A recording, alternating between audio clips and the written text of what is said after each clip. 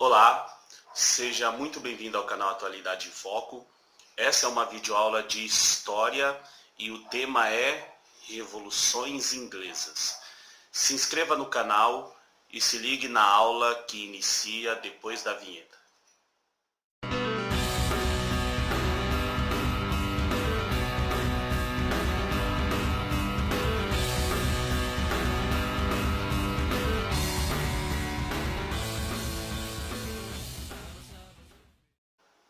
A Europa caminha para a contemporaneidade.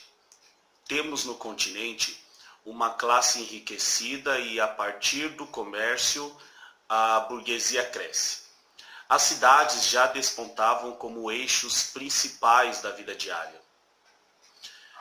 Essa Europa é também caracterizada pelo que ficou conhecido depois como o Antigo Regime, que marcou o poder absoluto dos reis e a formação dos estados nacionais modernos. Antes de falar sobre revoluções inglesas, é necessário verificar seus antecedentes, ou seja, analisar as características políticas, econômicas e sociais da Inglaterra ao longo de sua história. O poder real já era forte na Inglaterra desde a Baixa Idade Média, com destaque para o rei Henrique II, que governou de 1154 a 1189, e Ricardo I, o Coração de Leão, que governou de 1189 a 1199. Participou das Cruzadas e morreu em batalha na França. O seu sucessor foi o impopular João Sem Terra, que comprou briga com a nobreza e o clero, além de criar impostos e aumentar os que já existiam. Mas o fato é que a realeza não era absoluta e incontestável na Inglaterra, e a impopularidade de João Sem Terra abre caminho para que outros grupos se fortaleçam. Em 1215, representantes da nobreza e do clero redigiram a Carta Magna, uma espécie de embrião das constituições modernas. Ela continha um conjunto de leis às quais, inclusive, o rei deveria se submeter. João resistiu, mas após uma guerra civil, a carta foi confirmada e a realeza inglesa sofreu seu primeiro duro golpe. Dessa forma, o absolutismo inglês decaiu antes mesmo que as outras monarquias da Europa se consolidassem. O parlamento passaria a ter força e seria o termômetro da aceitação do poder real na Inglaterra. Isso explica, em parte, porque o Reino Unido, hoje, do qual a Inglaterra é parte, possui uma rainha praticamente decorativa e um parlamento forte representado pela figura de seu primeiro-ministro. Calma, já estamos quase chegando nas revoluções em si, mas para compreendê-las plenamente é necessário contextualizar. No século XVII, a Inglaterra passou por transformações marcantes, a começar pela Revolução Comercial. Esse século marca o florescimento da indústria têxtil, que impulsiona a produção de lã de carneiro e carvão mineral e vegetal. Essa indústria vai promover também uma grande transformação demográfica. O campo, espaço da vida cotidiana no período feudal, passa a dar lugar às cidades, espaço da fábrica e receptora dos camponeses expulsos das terras comunais para dar lugar à criação de ovelhas, novo empreendimento da burguesia. Tal prática ficou conhecida na Inglaterra como cercamentos, que nada mais é do que a destituição dos camponeses das terras recém-adquiridas pela gentry, pequena e média nobreza de mentalidade capitalista, empreendedora e muito bem relacionada com a burguesia urbana, para quem fornecia lã para as fábricas de tecidos. Os cercamentos também garantiu um fluxo constante de trabalhadores do campo para a cidade, no primeiro grande êxodo rural da história humana. No plano político, o século XVII também é marcado por transformações importantes. Sob o reinado de Elizabeth I, de 1558 a 1603, a Inglaterra se transforma em Estado moderno e tem início a colonização e domínio do comércio marítimo, que será a grande marca do futuro poderoso Império Britânico. Seu sucessor, Jaime I, porém, tenta impor um governo absoluto aos moldes de outras potências europeias. E com isso ele acaba se indispondo com o poderoso parlamento inglês. No plano ideológico e religioso, temos conflitos seríssimos e gravíssimos. De um lado, anglicanos e católicos defendem o absolutismo. Do outro, puritanos e presbiterianos são favoráveis à limitação do poder real, sendo os puritanos os mais radicais nesse ponto. No poder, Jaime I, anglicano, promove uma perseguição sangrenta aos puritanos, compostos em sua grande parte pela burguesia enriquecida, gentry e população pobre. Curiosidade: é em fuga dessa perseguição que muitos puritanos vão para a América do Norte e terão atuação importante na formação dos Estados Unidos da América. Mas esse é assunto para outra videoaula. Continuando.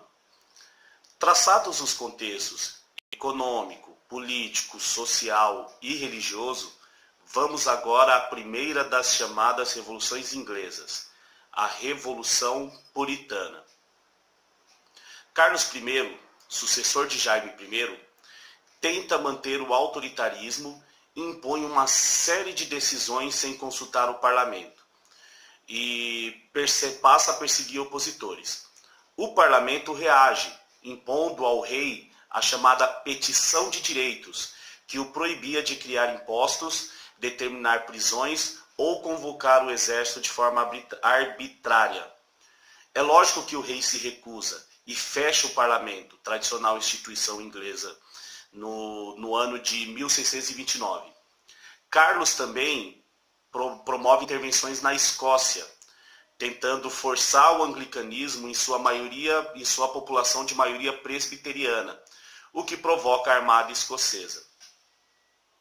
Diante disso, há o temor de um embate com a Escócia, e Carlos I então convoca o parlamento, que ele mesmo havia fechado, mas o parlamento novamente impõe como condição a aceitação da petição de direitos, que novamente é negada. Tal conflito entre rei e parlamento, aliado à insatisfação popular, provoca uma sangrenta guerra civil. De um lado, os cavaleiros, como ficaram conhecidos, são os apoiadores do rei. Do outro, os cabeças redondas são os apoiadores do parlamento. A guerra termina com a vitória dos cabeças redondas, liderados pelo Oliver Cromwell. O rei foge para a Escócia, mas é entregue de volta à Inglaterra, onde foi condenado e executado no ano de 1649. Após a Revolução, se extingue a realeza na Inglaterra e se instala uma república, a República de Cromwell, apoiada pela maioria puritana do exército e do parlamento. Durante seu governo Cromwell, se destacam rebeliões de grupos radicais. Os Levelers, niveladores, que desejam participação política mais ampla e proteção às pequenas propriedades, e os Diggers, escavadores, que defendiam a propriedade comum da terra. Ambas oposições foram duramente sufocadas por Cromwell, demonstrando aí uma face bastante autoritária. Ele também se destacou, no plano econômico aí, e social, na eliminação das estruturas feudais, na legalização da propriedade privada e na produção do campo destinada ao mercado. Foi um grande avanço econômico. Dentre seus grandes feitos, se destaca a assinatura dos Atos de Navegação, que em 1651 determina que navios europeus que negociam com a Inglaterra só poderiam carregar mercadorias de seu país. Impunha também que os produtos da América, da Ásia e da África só poderiam ser transportados por navios ingleses. Tais atos feriram a longínqua hegemonia holandesa nos mares, que culmina em uma guerra entre Inglaterra e Holanda, onde os holandeses levam a pior e saem derrotados. Esse fato também vai marcar a transformação da Inglaterra na maior potência naval do planeta. Na política, uma Constituição é aprovada e um novo parlamento, apoiado pela burguesia mercantil e pelo exército, é eleito. Mas, por fazer oposição, é dissolvido por Cromwell em 1653, dando início a um governo ditatorial. Esse governo também é marcado pela intervenção na Irlanda, onde passa a perseguir a maioria católica e promove um violento massacre contra os irlandeses. Oliver Cromwell morre no ano de 1658. E em seu lugar assume Richard Cromwell, que em uma nova revolução é destituído e a monarquia é restaurada com a subida de Carlos II ao reinaugurado trono inglês. Vamos então à segunda das revoluções inglesas, a Revolução Gloriosa. Carlos II, substituto de Richard Cromwell, se curva ao parlamento que o colocou no poder e governa com poderes limitados, com grande aceitação. O seu sucessor, Jaime II, por sua vez, tenta impor um governo absoluto e sofre um golpe dentro do Palácio Real.